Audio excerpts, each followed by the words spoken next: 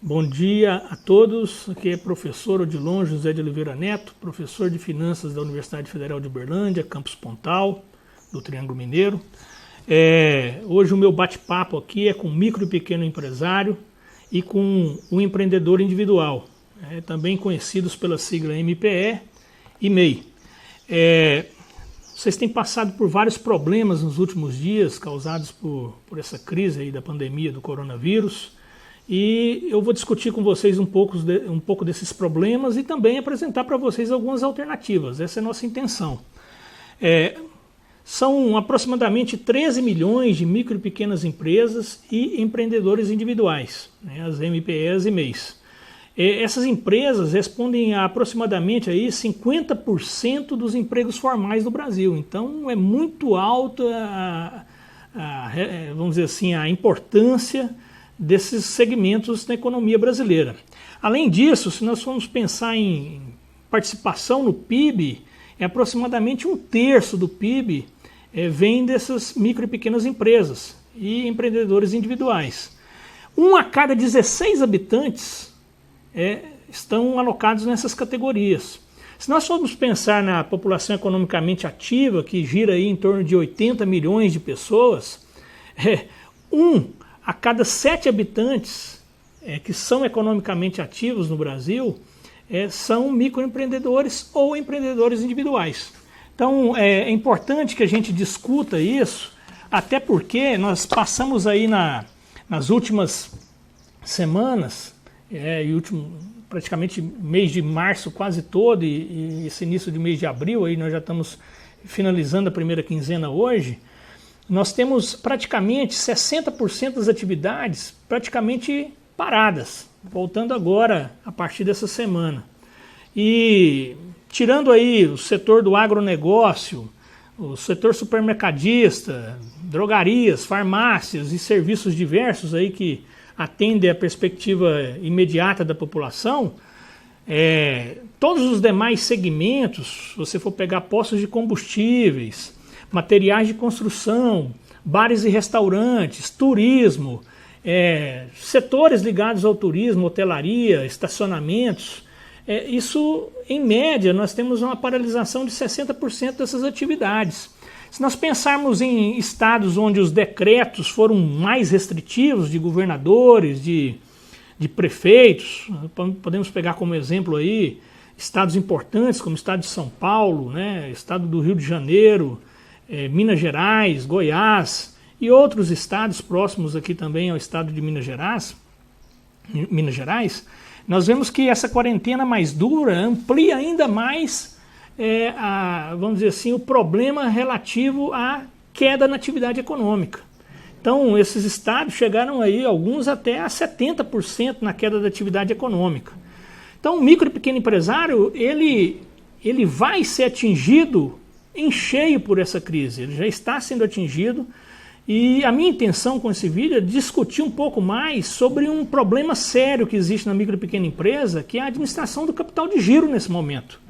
Então, se nós formos ver aí, nas próximas semanas, nós vamos ter um problema sério de necessidade de capital de giro, porque diferente de outros países, como Estados Unidos da América, por exemplo, Canadá, França, Alemanha, Inglaterra, Itália e outros, a maioria dessas micro e pequenas empresas tem aí uma capacidade de garantir essa necessidade de capital de giro durante aí aproximadamente 25 dias. No Brasil, a realidade da micro e pequena empresa é diferente. Aqui o micro e pequeno empresário ele vende o almoço para pagar a janta. Ou seja, aqui a situação é bem diferente. Então nós vamos ter uma realidade aí que gira em torno de 14 dias, 15 dias de possibilidade de cobertura do capital de giro. E nós estamos parados há mais de um mês. Então, fato é que a necessidade de capital de giro ela já bate na porta da maioria das micro e pequenas empresas, ainda mais para o empreendedor individual, que depende apenas de si para garantir, vamos dizer, essa cobertura. Então, hoje eu quero ir um pouco além da maioria das consultorias que apresentam aí aquela receita de bolo, do tipo planeje com seus funcionários alternativas, comunique com seus clientes, aproxime dos seus clientes, entregue em domicílio, divulgue digitalmente. Tudo bem, isso é importante para ampliar as vendas. Considero que realmente essas instituições, esses organismos aí que são voltados a apoiar as micro e pequenas empresas apontam elementos importantes para o aspecto de recuperação das empresas durante e pós-crise, mas hoje eu quero ir além, porque o que bate na porta hoje é a necessidade do capital de giro. Nós estamos em uma situação de déficit nas micro e pequenas empresas. Então, a discussão que eu apresento hoje aqui, ela vai diretamente no cerne das finanças das empresas. Então, primeiro ponto, monitorar a liquidez da empresa, ou seja, eu tenho necessidade de capital de giro. O meu capital de giro não cobre a minha necessidade. Quanto é que eu necessito como empresário, como administrador, para que eu possa garantir, né, a saúde operacional da minha empresa? Ou seja, colocar produtos para serem vendidos com capacidade, colocar a minha indústria para funcionar, colocar a minha prestação de serviços para frente, porque eu tenho que imediatamente garantir a saúde operacional da minha empresa. Saúde operacional essa que hoje se encontra em aparelhos, né? Ou seja, o respirador também se encontra presente aí na maioria das micro e pequenas empresas. Então, quando a gente fala em saúde operacional, é o ciclo financeiro que está em jogo. Então, é monitorar o quê? O prazo médio de rotação de estoques, o prazo médio de rotação dos serviços, o prazo médio de pagamento de compras, o prazo médio de recebimento de vendas. É porque isso, é esse ciclo operacional que envolve desde o recebimento até e também o pagamento, né, das compras de insumos, matérias-primas, é que vai garantir a sobrevivência da minha empresa. E nós não estamos agora em fase de crescimento e lucratividade. Nosso objetivo já não é mais esse. Como micro e pequeno empresário, o nosso objetivo é exclusivamente sobreviver.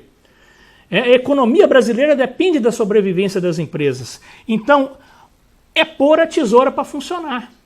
Não tem outra saída. Então, o que é colocar a tesoura para funcionar? Buscar o equilíbrio do capital de giro com a necessidade de capital de giro. De que forma?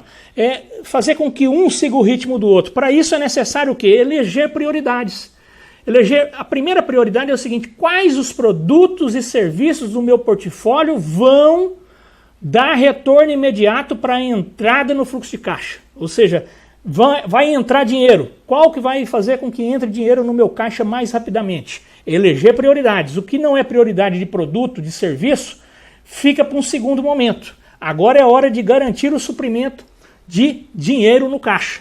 Segundo ponto, negociar com fornecedores. E aí entra o quê? Negociar prazo, negociar condições de pagamento e colocar na mesa realmente para o fornecedor. Ele também depende da sua sobrevivência. Não estou dizendo aqui que é para não pagar, não, é negociar, é momento de negociar e colocar limpo para o fornecedor quais as suas condições, qual a sua possibilidade de pagamento, tá ok? Qual que é tanto em prazo como em quantidade, né? Ou seja, se for necessário parcelar, que negocie essas parcelas, se for necessário negociar prazo de pagamento, às vezes até uma taxa de juros envolvida na negociação, que nós sabemos que formal ou informalmente ocorre. Outro aspecto importante, buscar e garantir o suprimento, né? Ou seja, essa negociação com o fornecedor é essencial para garantir o insumo, a matéria-prima, garantir a prestação de serviço do seu trabalhador, por exemplo, se for terceirizado, por exemplo. Outro aspecto importante, negociar com os trabalhadores. Não tem jeito, vai ter que negociar sim, redução de carga horária, contra a prestação governamental. Aí entra aquele aspecto, suspender contratos por algum tempo, se isso for factível. Nós vimos uma decisão do STF que é impactante, não permite a suspensão vamos dizer, do trabalho durante determinado tempo, ou não permite demitir os funcionários, a não ser com acordo com os sindicatos. Bem, pior do que isso seria a empresa fechar as portas. Então, se isso continuar dessa forma, o que pode acontecer é uma demissão em massa em virtude do fechamento de empresas. E nós não queremos que as empresas fechem. O Brasil, a recuperação da economia brasileira depende disso.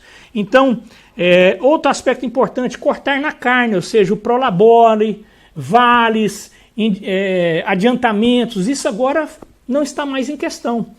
E aí entra um aspecto, aqui não é para ser politicamente correto que eu fiz esse vídeo, então é para colocar a real para o micro e pequeno empresário. Ou seja, se necessário demitir para sobreviver, não tem outra saída. Esse é o último caminho, mas caso seja necessário, que essa demissão seja algo que permita a recuperação rápida da empresa, para que você admita rapidamente ali daqui 2 meses, 3 meses. Vamos pensar que o Brasil depende, né, das empresas, a economia brasileira depende das empresas.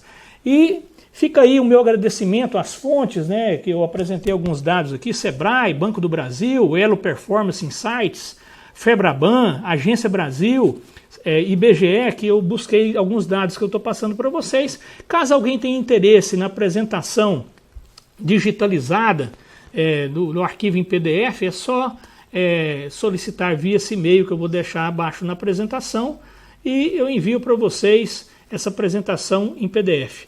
Agradeço aí, espero que algumas dessas alternativas que eu apresentei para vocês possam ajudar aí o micro e pequeno empresário e o empreendedor individual, que nós dependemos de vocês ainda mais para sair dessa crise. Um abraço e tenham um bom dia.